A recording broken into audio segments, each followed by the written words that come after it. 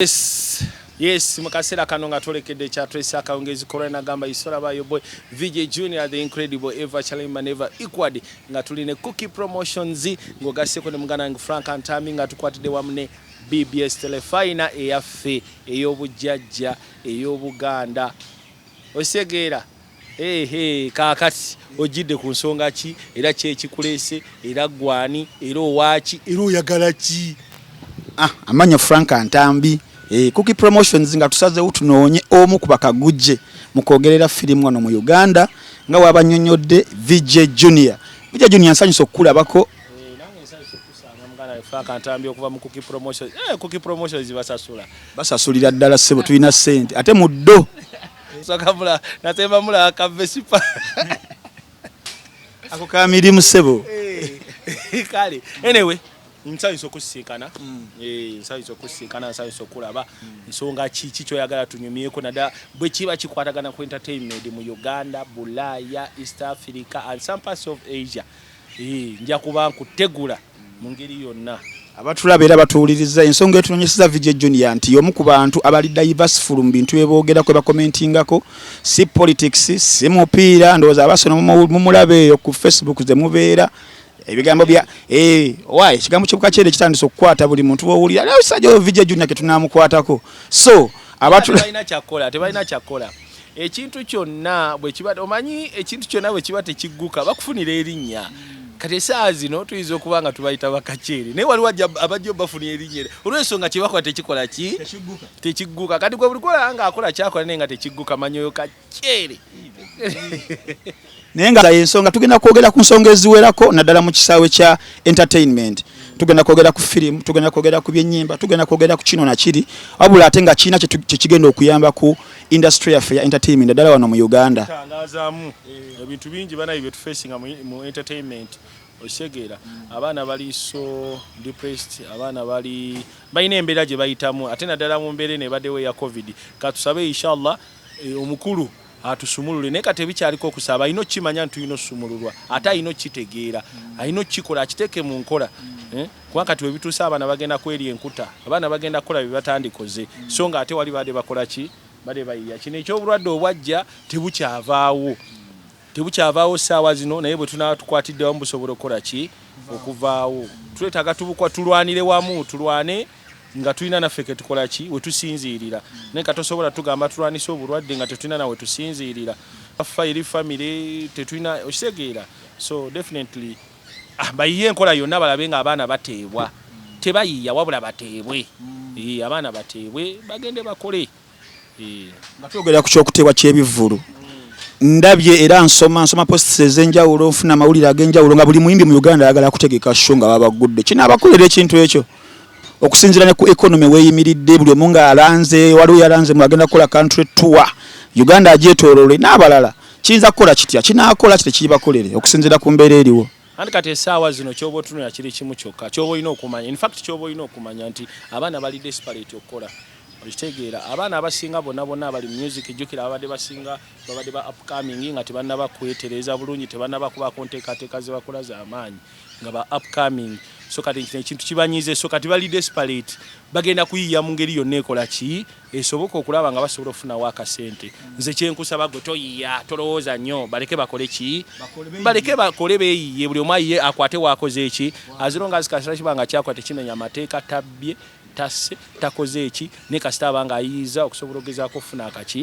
akasente gwe topredicting nga tomulowooleza tomujajinga bagende bakole waliwo Junior ensonga emu president yali agambye nti agenda kubanga aggulawo entertainment wiki emu bbiri okuva kati ate n'agamba ate ababoda bo bakome ku ssaawa emu abantu abagenda okujja mu bivulu abagenda okujja mu mabaala abagenda kuyita luddawo mpozi kye nawulirako kyali kimu nti ababoda bajja baleka bayingire nabo ebivulu naye ate ekyo nakyo si kikulu era bajja kweyiya omuntu bw'anaaba ageze mu kivulu ajja kumanya nti siri wa boda oba bajja kusula mu bbaala siwe bajja yiiya engeri gwe kyenkusaba kiri ekintu kimu gwe tobayiiyiza tobalowooleza abantu bajja kweyiyiza abantu bajja kukola ki era bajja sobola okugoberera ebiragiro byo senga naawe oba obawadde ku ddembe senga oba obawadde ku freedom bajja sobola okugoberera ebiragiro ebisigalidde ne kati essaawa zino wekituuse abantu tebakyayagala kugoberera biragiro ebyobulamu ebikwasaganya ku byobulamu olw'ensonga banyigirizibwa bo tebakyalina freedom okitegeera so tetuyiiya nnyo tetubayiiyiza nnyo just tubawe eddembe waliwo n'ensonga enkulu era ku kyokwagala okuggulawo ebivvulu waliwo ate amawulire ge twafunye ge twasomye nga ate waliwo abanigeria abagenda okusooka okujja okukikuba wano ate nga Nigeria essaawa zino bo babadde bakolaakola kale nga muli twandirowoozezza nti oba baalirinzeeko abaana baffe ne basooka ne bakikubakubamu olowooza essaawa eno bapromoters okutandika okutunuulira abayimbi abeebweru okujja wano nga tukyalinawo abaffe abadde bali mu bwavu abadde bayagga abalisoose ne bakikubamu andi kati munnaye ne woba ofumba emmere oteekako akawoomereza okitegeera essaawa zino omuntu ayinza okuba nga promota ayagala akuba ekisaawe naye ng'ate abayimbi baffe nga bw'omanyi nti badde tebalina content ayinza kuba nga omuntu ayinza okwagala okuba ekisaawe omuntu ng'oyo omunene n'amuleeta n'akwata n'abaana baffe wano abaana nga 50 okimanyi nti abaana abajja ku sheeya abaana nga 30 baba basasudde wekanganga ne ssente z'abaspenize kwezo ziba nnyingi okusingako oli gw'abaleese okitegeera so nakyo tulina okitunulamu nti ekikulu kya byonna tugezaako kuyiiya kulaba nga industry tugizza kuba kati industry gitwale nti yeebadde ekkiridde naye kati buli omu ayiiya omwana yagambye ngenda kukuba tuwa muleke ono n'agamba nze ngenda kukola bwanti muleke kyekyo kigenda kuba kizuukusa abantu let them do it aggressively okitegeera tusobole ogezaako gizza kubanga ekituufu kiri ne gavumenti eremedde okuza industry ngoge mazima sente ze twawulira biliyoni ze bayiwa mu music industry olaba baaziwamu zaakola ki tuwulira kino ekibiina kimeruse bagenze eggulu bano bakoze batya kyetwagala okubuuza kyaleka mukululo ki kyonna kye baakola kyaleka mukululo ki mbadde sinalaba kubeera abayimbi bira bakyakaabira ddala naye ng'ate waliwo abakifunyemu abaguze ne zikkalina abaguze emmotoka naye nga ate ssente ezo baazibawa ku lwa ati w'abannayuganda abali wano abo katubaline mu Uganda empya buli alidde ssente y'ekibi tumulinda mu Uganda empya bwatulaba era kyatuwuliza tukyaliko cookie promotions awamu ne BBS Telefina tusanze VJ Junior tuli mu kwogeramu tuwaya wano tuwaya wali VJ Junior ate ku kya firimu nga tuze kusaidiyo nga abaana bazeeyo ku masomero ku Monday ndowooza ate nga twagendera mu COVID wali otandise ekyokutuwalinga mu masomero ag'enjawulo mu Uganda nga mubalaga 3D movies mugenda kiza oba mugenda kugira mulinda mukko akabanga jakuba batutadde gwe bagayo bate ebivulu fe wala ati batutadde nafe bajja kuba batutadde so ekiriwo nti however much bina bye tugenda okukola tugenda kuba tutambula ku restrictions eza Ministry of Health zenebeetaddewo kuba kati waliwo okubanga tojja genda mu ssomero nga togemeddwa olaba abaana abali okutandika ku myaka 18 n'okweyongera babasaba bagemebwe so wajja kubeerawo ensonga eyo tulina okugoberera SOPs zo tezigenda kuvaawo zikyaliwo zino kwambala zi mask social distancing ogaseko n'ebirala bingi so yeah we still going to do that as long as we are going to be following the restrictions ngogaseko ne gundi eziteereddwawo guidelines eziteereddwawo Ministry of Health okusobola ogezaako tamuza naye ekikulu kya byonna we are going to come back in business abaana abali masomero eyo abagenda okulaba ka video eno bakusuubira essaawa yonna ekyo kyo kye baba bamanya VJ Junior the incredible mu 3D kaguje Eva Chalema never equally tugenda kuddamu ate tukikube mu full sing reloaded teri kudda mabega ate ne cookie promotions nkiwana mwe mugenda kuba naffe tulina tambula jako omukulu tajjane ka Vespa Vespa ngo kamulangidde nnyo Vespa kaba ka mirimu ate nga yakajja side zeyo Zimbabwe omanyi kati tulina abantu abatunda golodi abakola kika ayika bamuguzira bamugamba kano seoke Brazil naye nga omyayi yakazingira wali eri katwe so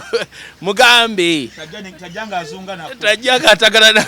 bweba ntambula tujjamu entambula osegeera okulayanga naye akatya takateekako wadde akagambo nti kukipula akavuga buvuzi mukungu jjo tayagala musomako so anyway kyekyo waliwo ekiramuganda waliwo ensonga ebadde enkulu ebadde eri mu kutambula olunaku olwajjo ku lunaku olw'emmande abagoberera hip hop ate gwe ku bantu abasinze okugoberera hip hop music entertainment yenna olaba nze I follow entertainment nkwasaganya mu sports okisegeera ndi muvubuka ali mu ezo line okisegeera so kyonna ky'obombuuzizza kakasa nti mba ngenda kuwa ate nga ndi ku ngenda kuterawo facts osegeera I'm a learned person. I know. So mukulu Junior abaddewo ensonga etambula ey'omuyimbi omukyala gwe bayita Keko omukyalo oyo ndowooza bagobera hip hop mujjukira mu biseera bya 2010 kutuuka mu 2018 nga y'omu ndowooza ku bakyala abali bakikuba obulungi. So gye yabaddeeyo twawulirako nti nno abadde mu ggwanga erya Canada gye yali yagenda olwa ensonga ze nga oyinza ozitubuuliramu. So yabadde ali awo ku mukutu gwa Instagram live n'abeera nga ali mu kukwata video wabula nga alabika nga ali mu mbeera ey'ennyamiriza ddala abalabi n'abagoberezi be. So mbadde nsaba otubuulire ku mbeera eyo gwe nga we wagirabye gwe nga gwe na butya ky'oyinza okugamba ku bantu abalaba Keko oba abali bamwagala okweralikira kwe baliko essaawa zino n'ensonga ng'ezo ezabadde. Mu kusookera ddala kyengenda osaba Bannayuganda bwe buta tukiyita kujaji nga muntu bifo nga tonabategeera mbeera gyakola ki mbeera gyalimu oba mbeera gyayitamu. Njaga tusooke tutegere Keko yaani. Keko yafuuka omwatiikirivu oba yafuna ettutumu ng'akyali mwana muto. Nkakasa ndowooza oluyimba lwe yasooka okukuba olwamuyisaawo yali muyimbi nga bw'omanyi ng'oyimba kunyumirwa naye n'akola breakthrough. Ndowooza breakthrough yagikola ne radio yali 2010 yali 2010 oluyimba lwe yakola This is how we do it lwe yakola ne radio. In fact nze omu ku bantu abasooka okujampinga ku promotion y'oluyimba olwo nalupromotinga nnyo. Ekyali promoting because I'm so interested in hip hop music mwagala nnyo. So oluyimba olwo lwajja ne lumufuula ow'amaanyi okitegeera awo yasooka ofunira ettutumu okubeera omwatiikiri ettutumu ne libeera ly'amaanyi naye nga yali muwala eyali yakulira sikiwa nti yava mu famire embi okitegeera. So music yalinga ekintu kyanyumirwa nga bono gamba it is a hobby gye njagala okukola tekyakoma awo ekintu kino kyagenda wala. Omwana oyo n'agenda wangula awaadi eya Channel O. Omwana oyo y'omu n'agenda akuba ddiiru nkiwa ndowooza ye rapper mu East Africa yasooka okuba ddiiru eya Sony n'asayininga ne Sony. Ye mwana y'omu n'afuna endorsements za Pepsi bigger company. Mwana y'omu n'afuna endorsement za Mountain Dew okitegeera. So ebintu bino byonna byagenda okujja mwana muto tanaba kumanya direction y'obulamu bwe bugenda okukola ki bwe bugenda otambula but ya welcoming embeera n'asalawo gezaako okukola ki okunyumirwa. So ekintu kino kyamutwala naye nga bumanye ebintu bya entertainment naddala abayimbi balina we batuukira ne batukesera ne babeera stark okitegeera ate nga abadde alina life gyakola ki gyatambuliramu. Weewaawo yasalawo agezeeko ku channelinga off music ng'alaba music atandise omusuula ki omusuula eddalu ng'alaba takyalina gy'alaga takyalina n'alyoka agamba banayinza music mukozeeko mukooye kambeeko ewalala wenkola ki weŋŋenda naye nga eri tagenzeeyo nti olw'okuba nga ayagala okgendayo naye ayagala afune ekintu ekisobola okugezaako omujjako ebirowoozo olw'ensonga music yali amufuukidde ki nga shikanolo nga deliver takyasobola kutuusa eri bantu. So n'asalawo agezeeko achanolinga enkiwa mpulira yali yagenda mu bya firimu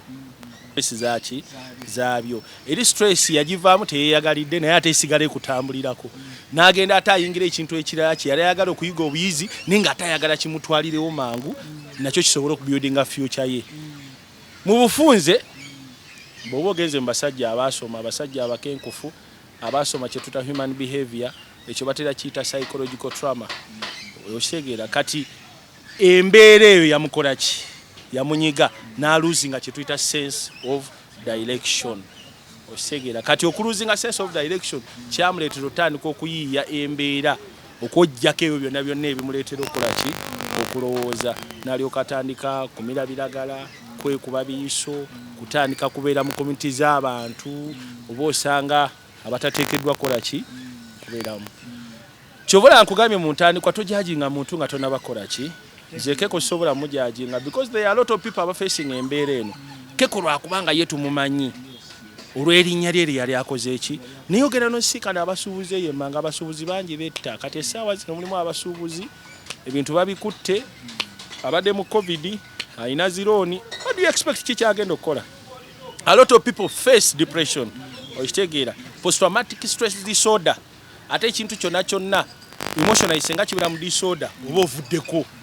tubula abazungu balina institutions bakutwala muri habu ne bakutwala mu mental institutions osobola ogezaako kubanga ojjanjabwa they recommend you to eri omukenkufu psychiatrist oba obere ku treatment basobola okubanga bazza mental health yo okitegera 70% abantu abasinga mu ggwanga ekitero bajjako bizibu byaba balina ne bafa for the stress so nze kyesobola okugamba nti ekintu ekiri ku Keko kye tulina okukola tulina kukwatira wamu ng'abana Uganda because for what she did teyakikola ku lulwe he represented Uganda yayambala flag ya Uganda everywhere she went okitegera tulina kukwatira wamu abantu nga bano tulina obategeera kubanga oyo si yaso sati si yagenda osembayo because this is going to become a general problem. A lot of people are facing problems. Katebereza abaana essaawa zino abayimbi ababadde mu corona goloza babadde babeerawo batya so katulina kukwatira wamu ng'abana Uganda okulaba nga abaana abo bonna tutandika obateeka in the right direction mu ngeri emu oba endala tuleme kubanga ate bawandulira bigambo bakomerera ekisooka nze kyesobola ogezaako okutegeeza abaana abali mu mbeera naddala embeera bwetyo is to accept so kokkirize that I have a problem okitegera kyakubiri kkiriza osobole okujjanjabwa either bakufunire omukugu oba si kibakutwale mu institution mental institution bakujjanjabe then bw'onooba ovuddeyo tulyoke tulabe ekiddako mu direction eyo era mu mbeera eyo olowooza Keko wabeera nga bamurehabilitatinze bulungi kubanga nkubamu akafaananyi akubeera nga ali wano waffe Uganda n'engeri gye tutwalamu engeri ya beliefs zaffe okye balegayo muno bamuloze naye kati abantu be tulina abantu kati bayivu abantu bayivu okitegeera ebintu ebyo byalingawo edda nga bitambulira ku saidi y'obuwangwa n'ennono naye kati abantu bayivu abantu basobola okutegeera nti kati ono alina ebimusumbuwa siddogo naye alina ebikola ki ebimusumbuwa either yeetaaga counseling oba yeetaaga kuba recommended mental institution asobole okubanga omuntu ayinza obutagenda mu mental institution wabula n'abeera ku medication n'abeera medicated okitegeera ne bamufunira eddagala nga famire ye bwe monitoringa kubanga ebiseera ebisinga bw'ogenda mental institution kitera okubeera expensive kyovula abantu babateekayo ate oluusi ne baddukayo nga n'endabirira efudde tegeera nti abasinga babateekayo mu mental institutions ate family ne zitabafaako ate n'agenda yeeyongera okusiza ku kizibu ekiba kimutwaliddwa okujjanjabwa ne kikola ki ne kyeyongera bweyongezi naye ate waliwo asobola okubeera ku ddagala nga family ye monitoringa mpola so either basobola omuteeka ku medication oba si kibwe kiba nga kiri wasi nga kyetaagisa abeere mental institution ne bamutwala mental institution oba mu rehabilitation center ne basobola omujjanjaba n'atenera n'akomawo mu bantu so zikyenjagala saagala tumukomerere nga bw'ogambye njagala bayimbi bannaffe nga bwe baagala bafaako okitegeera batandika okulowooza ku bannaabwe abagwa mu mbeera bwetyo abaana bangi kijja abaana bangi abagenda okuba nga babeera mu mbeera bwetyo kubanga abaana bayiga okukozesa ebiragalalagala okitegeera kati abaana bangi abagenda okujja mu mbeera eyo nze kyembadde nsaba abayimbi ensonga eno bagitunuulire ebibiina by'abayimbi bino ebibadde biteereddwawo bireme kulowooza kulobinga ssente kyokka wabula birowooze ne ku bayimbi bannaabwe ababa batuuse mu mbeera eyo bwetyo okitegeera babayambye batya kuba ne gavumenti nayo nga bw'ogimanyi ejja kwagala kubuukira kikola ki kitambula so kyekyo muganda wange kati Keko kyogamba kyayina because hip hop omulaba essaawa zino nze mu ndaba eyange ndaba ng'eyaddiriramuko ng'ate abantu nga Keko abo bali balina we bamuwanise mu industry ya hip hop essaawa zino obeera olaba waliwo twafunyako ku replacement ya Keko mbawala abakikuba mu Luganda oba mu Luzungu ninga bakuba hip hop essaawa zino kyengendo soko kwa by the way oliyose noyogera ku hip hop Baboon Forest be basinze okutambuza ensonga y'okuzza hip hop mu bantu era nga tugiyite movement ebadde movement y'amaanyi nga balwana nga bwe basobola okugezaako okuba nga bazza era mbadde nsaba nga bwe badde balwana be bandisoose okuviirayo ddala okulaba tafaali ki nkola ki mbeera ki gye basobola okuteekawo okulaba nti Keko kubanga Keko yali muyimbi mulungi ate okuyimba ke tukwali kwa mukisa bukisa. It was a talent. Bakomyewo ne mutereza asobola okuddamu n'akola ki n'ayimba ate mu kuyimba asobola okuddamu n'afuuka akabiriti akagenda ozuukusa hip hop mu Uganda. Okisegeera eyo si ekikulu kya byonna akyali mulamu. Eyo si enkomerero. Bw'abanga akyali mulamu akyasobola okutereezebwa n'akola ki n'aterera n'akomawo. Ate nga mu hip hop era nga bw'ogambye sofa tewali mukazi yazze mu kifo kye because era gwe twogerako gye bali abalala abayimba naye tewali yali atuuse ku ssaali ate nga si bakazi bokka n'abasajja bennyini yali abakola ki yali abadominates era nga abatwaliddemu. So kati mu mbeera eyo VJ Junior ekifaananyi general ky'ogamba oba ky'oli mu kusiiga nti hip hop nga mu Uganda bakeko kasabalekerawo okubeera nga bafulumya batufulumiza ennyimba n'abeera nga akyalira ddala wansi kati mu kwanalizing okukwo kiki hip hop kyalina okukola okudda engulu okusinziira kuba players abali balina kukola ki balabe muno tuddayo ku mirembe egyo egya 2011 nga buli woogenda hip hop balina kukolera ddala ki oba babyesonyiire ddala bayiye bagende mapiano ekiriwo ekisookera ddala mu byonna abantu kye balina osooka okukkiriza acceptance. Okitegeera osooka kukkiriza. Once you accept that there is a problem you get a solution. Okitegeera naye bw'oba tokkiriza nti that there is a problem kati tukkirize nti tulina okukkiriza nti hip hop yakola ki mu Uganda yaseebengerera era yakkirira. Okitegeera ffe abatono abaliwo abategeera hip hop abamanyi hip hop twekwate. Okitegeera tuddemu tuzimbe nga tutandikira ku scratch tuddemu tuzimbe tuyinza okuba tetukyasobola muzimbiramu eyi direction enkadde yaliwo kuba kati n'ensi yakola ki yakyuka ate si wanooka buli wamu wonna wakola ki wakyuka. Olulede abayimbi ba hip hop nga tebaagala kuyimba n'abakubi baraga naye ne boogenda kati e Bulaaya era n'eŋŋoma ze bakola bazifusinga zijja mu ki mu afrobeats. Okitegeera so kati n'olwekyo abantu abasigadde we have to build a community abategera hip hop. Let's build that community. Mu community eyo mwennyini twekwate tusobole okudda nga tukizza buto tetugenda kiza aggressively tusobole okizza nga we preaching. Okitegeera twagaza abantu music oyo lwaki balina okwagala hip hop lwaki balina okumanya hip because hip hop ali strong okusinzira nti mbeera mu storytellings ayigiriza ebintu bingi. Hip hop ayigiriza abantu okuwandiika. Nze dda nali faani wa Viboyo oweeyo abantu abasinga tebakimanyi nti Viboyo yali akuba ne hip hop but he was bad man yali wa tabu nnyo naye nga Viboyo waaba awandiise n'akuyimbira mu butuufu okwata ne ku ttama. Tulina okuddayo tuba revisiting tubayite bataka squad bakiriya kaati bangi tulina okuddayo eri abantu abo abaali bategera hip hop what hip hop was. Tubaleete tutuule nabo tulabe engeri gye tusobola okusetta affaali nga tutambulira mu direction kati eriwo. Okitegeera naye ng'ate tulina omulamwa gwaffe ogw'okuzuukusa hip hop. Tujja kukwatagana n'abayimbi abalala tuleme kubeera nga tweyawula mumanyi waliwo eyo embeera ebaddezeewo nti abayimbi ba hip hop balina engeri gye beetwalamu nti ffe batusosola ffe tebatulabawo. Tulina okwejjamu eyo endowooza tulina okukwatagana na buli omu yenna. Okitegeera naye nga ekyokumuza mu Uganda si kizibu kuba olaba ono omwana Fefe Busi alwana bafikifa Mike abalwanyi okuba nga bakibeezaawo bakiyimirizaawo ba Fresh Kid balwana okulaba nga bakikola ki bakibeezaawo bakimaintaina naye kati nabo kibazitowerera. Okitegeera kibazitowerera so n'abalala bana bazze bajja kumanya really it is a big family. So VJ Junior finally ensonga eno tukusanze mu kafo kano akafo kano bakayita batya? Eno bagiyita Choose Bar and Grill. Kafo ka mukulu wange Ron HVQ yakatandiseewo mpola mpola era twagala kakuza mpola mpola era nga tuyita abantu bane mujje mu muwagire. Yali musajja mutabbizi wa sinema naye n'akwatako ekkuba eddala okusobola ogezaako oggolola obulamu bwe mu ngeri emu oba endala. So tubayita neno venture yagitaddewo mujje mutuwagire. Ne sinema zijja kubangawo mukulu atambuza Cookie Promotions naye ajja kubaawo. Tujja mufunira akantu ke wana akapakinga ate nga n'okukoza akajja kubeera kawere kwa ebiseera bisanga kaba kakyafu naye n'okukoza akajja kubeera kakuwe kwaweerere sa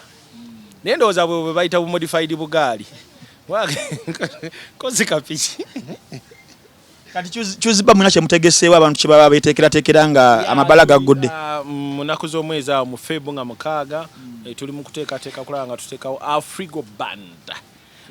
band nga tuleetedde olaba kyegamba kati omwami ono yali muntu eyali ayagala music oyo w'abantu abo music oyo sigenda ga music oyo omukadde wabula music oyo atambulira mu mbeera eyo so era bwe yajja ekifo kye n'akikola n'agamba nga sinaba kitwala wala ngenda sooka ndeete Afrigo ate mu kuleeta Afrigo n'agamba ngenda teekako Sebatta okitegeera okwo kuba kuzza omuziki ogwalingamu ensonga so n'agamba ngenda tandika n'abo nze sigenda sooka tandika ne baana newankubadde n'abapyanja baleeta asuubira okuleeta ba Chance Nalubega asuubira okuleeta ba Misa Kisemakula ba Luna Mubiru ba Jofule Lutaaya oseegera kati mbulira nti ekyo kijja kufa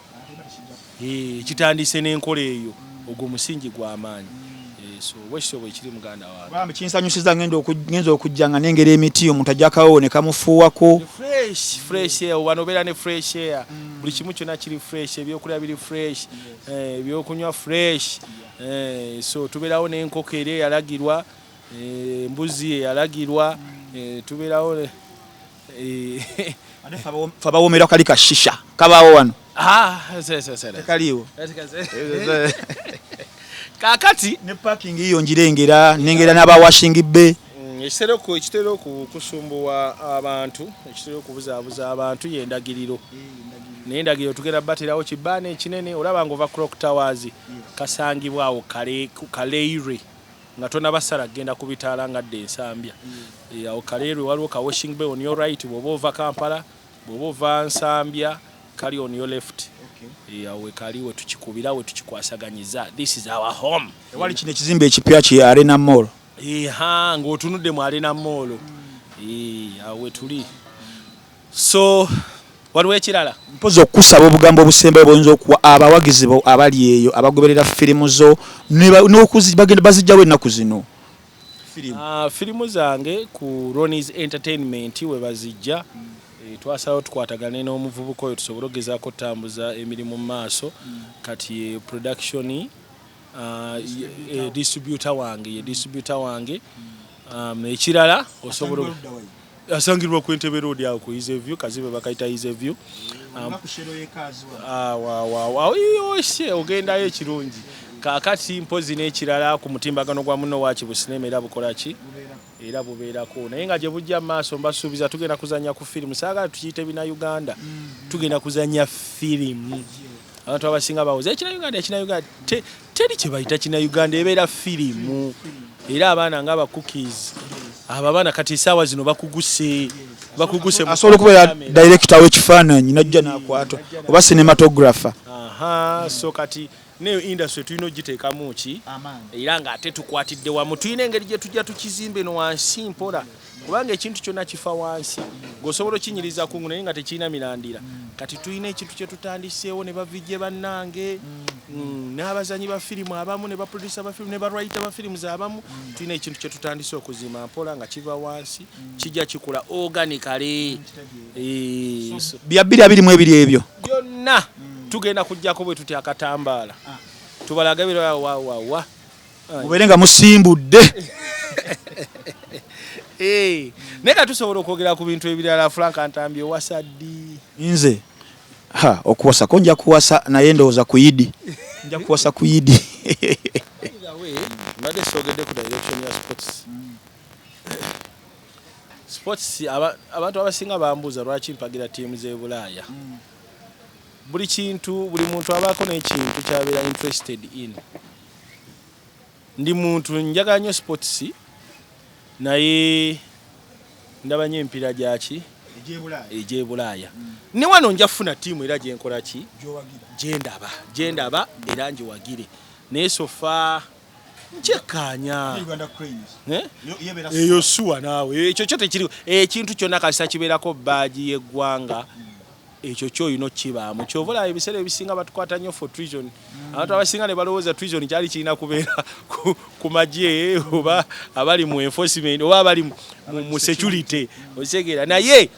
gwe kasoobeera ng'olina ndagamuntu n'okola ekintu kyonna ekirwanisa eggwanga kuba kulyamu nsirukwe so ekintu kyonna ekyambala ekintu kyonna ekibeerako baaji ya Uganda ekibeerako flaga ya Uganda gwe ng'omunnansi kikkakaatikako okuba ng'okitunda oba kibi oba kirungi kikkakaatikako okuba ng'okikola ki okitunda kyagaza abalala ne bw'oba tokyagaza munnayuganda naye kyagaza abalala bali ebweru w'eggwanga lyo kyova olaba Abamerika ku nsi ya Katonda tebalikeera ku makya ne bamala googera kibi ku ggwanga lyabwe era n'omala oyogera ekibi ku ggwanga lyabwe ne mu community bayinza okukuboola ne bagamba nedda ssebo yageregenga so ekintu kyonna defending eggwanga lwanirira eggwanga tunda eggwanga lyo era omwana Kenzo omwebaza bambi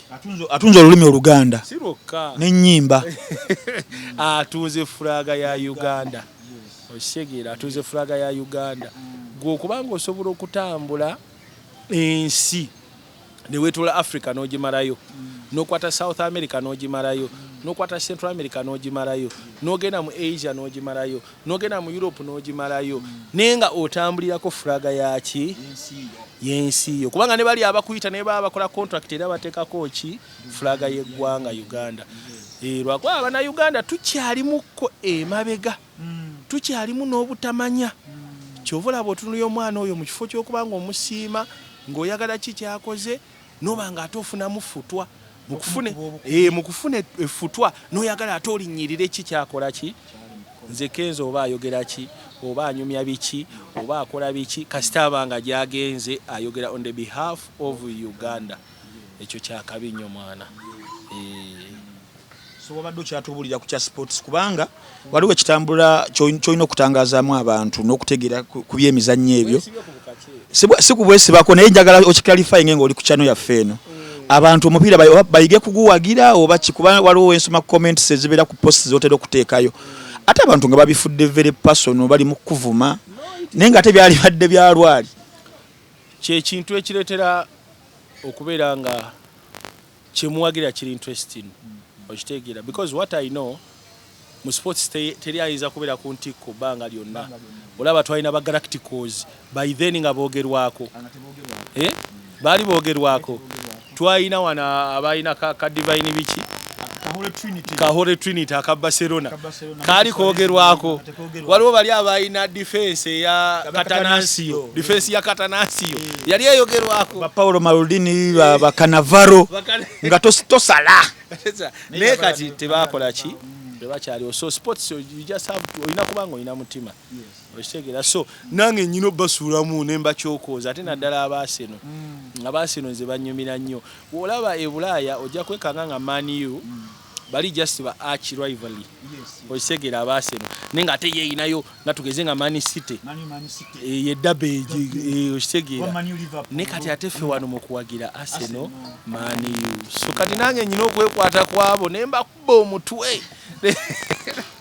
bomutwe kwa nawe bafuna omukisa tebakola ki tebakuleka era bambize sobola genda mu comment nensanga mu ngoli akumi bakuvuma ogira ekitwe ogira ekibuto kisajja gwe kyovola ba bula but era nawe bakuba addanga musanyufu so era mbaga naye mubeereko bukachere bukoleki bubeereko tebuzikiza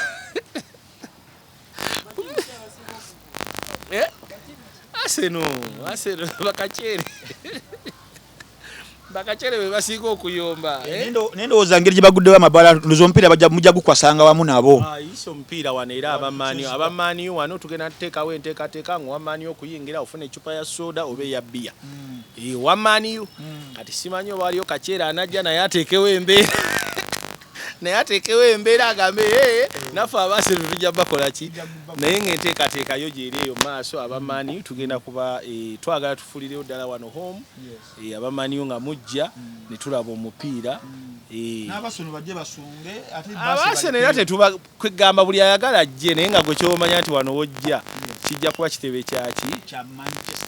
Manchester ina flaga bajazisanga era ne wobo ina flaga yo era ugireta noga nafa abase ntulese yaffe tugisinge wali mu mutu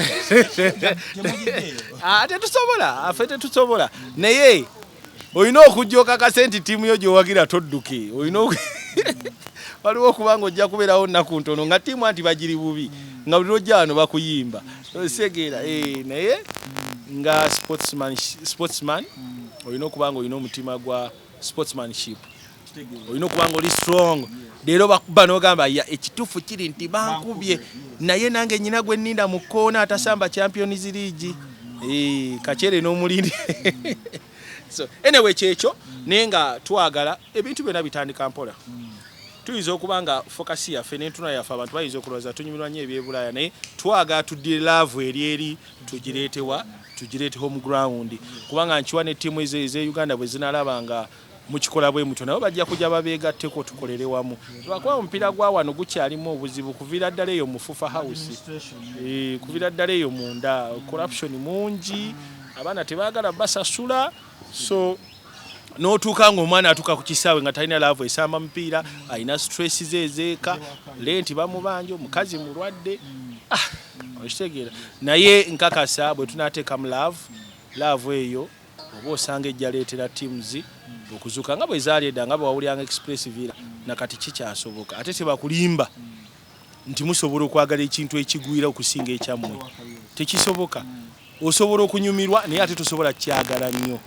nga bw'oyagala kyawano okitegeera bakabaka ba Bungereza tubalaba naye ate twagala nnyo kabaka waffe okitegeera abayimbi beeyo bonna tubawulira tubaagala naye ate twagala nnyo abayimbi baffe waneeno sobo kiri muganda wange ekyokuzzayo kemabega kuba kijjabba kya buli azaamanyi obutakubuuza kibuuzo kino nga ggwe omuntu aludde mu film industry obutayogera ku film industry ya Uganda nga yo okubeera nga ggwe ogiraba otya mu myaka gino ne gyeyinza okugenda ne kiri analysis gy'oyinza okuwa ku ba filmmakers abakola films eza Uganda ebiseera ebisinga sitera nnyo kwagala ku advising abantu naddala ku mirimu because buli omu alina engeri gy'akolamu omulimu gwe okitegeera buli omu aba alina waatunudde yesu osobola omugamba nze nakola bwe nti nenkola bwe nti nensobola otutuuka wano naye ojja kwekanga omuntu oyo tajja asobola tutambulira migere muwakola ki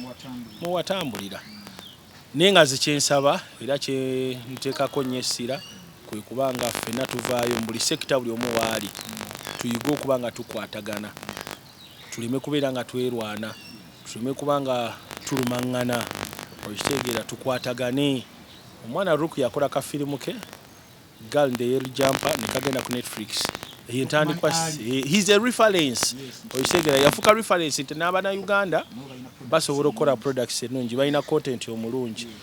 so ne bwe tunaabanga tetunafuna ssente we expect investors to come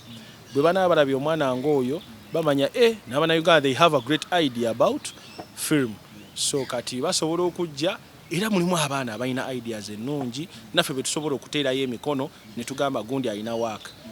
ekibadde ekitubulamu kyekyokuba nga tukolera wamu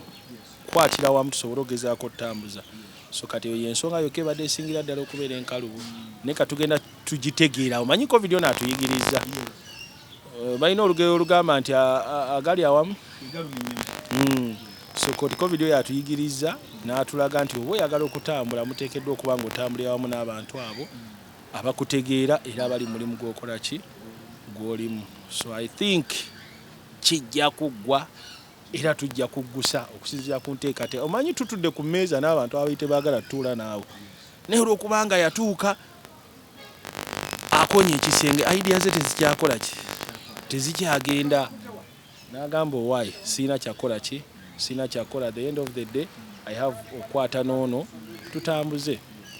naye nga cookie promotions balayita ebimala era wengenda okugamba otuwe outro ffe tuve wano tukuleke munnaye yes mu kaseera kano nga twolekedde ekyatwesa akawungezi koye nagamba isura bayo boy VJ Junior the incredible Eva Chalema never equal nabagambye lwayo tubadde ne cookie promotions ngenda mwebaza ekintu kimu gana wange yebale nnyo kubanga atambula mu kunoonya content ate n'anoonyaamu ebintu ebisobola okugezaako kubanga bitambuza eggwanga mu maaso n'okubanga ate abantu bafunamu ebyokuyiga n'okumanya kikyateekeddwa okukola okusobola okuimprovinga ku bulamu bwe. Cookie Promotions, big up to your big up on yourself. Frank Ntambi neyanziza okuba nga olwaliro yabadde mabega wa Mike, yabadde abuuza, yabadde all the way from Baboon Forest. Mpozi n'okwebaza aba BBS Telefina mwebale kubanga mutuukira ddala ku muntu wa bulijjo nze nabagamba simuyita wa wansi, muntu wa wansi gyali n'owa bulijjo, so mwebale kubanga mutambula okutuuka ku muntu wa bulijjo okusobola ogezaako okufuna ebirowoozo byabwe n'okwongera ku ntegeera n'okutambuza n'okwongera ku nkulaakulana y'abantu mu ggwanga lyaffe Uganda. Agali awamu egaluma ennyama bana tukwatire wamu tusobole ogezaako otambuza eggwanga lyaffe mu maaso, tukwatire wamu tusobole ogezaako okubanga tukulaakulanya sectors ez'enjawulo, buli omu akwate waakwatidde tusobole ogezaako okubanga twetwala. Bwe baguleda tugitambuze tugiguse tugiyise mu abo bonna abagikola ki abagitya. Cookie Promotions yiya olabenga ka improved kabaike okavaako ina sente mwakola sente mwalya sente naye kale byebyo right about now closing up vlogging up yeah man.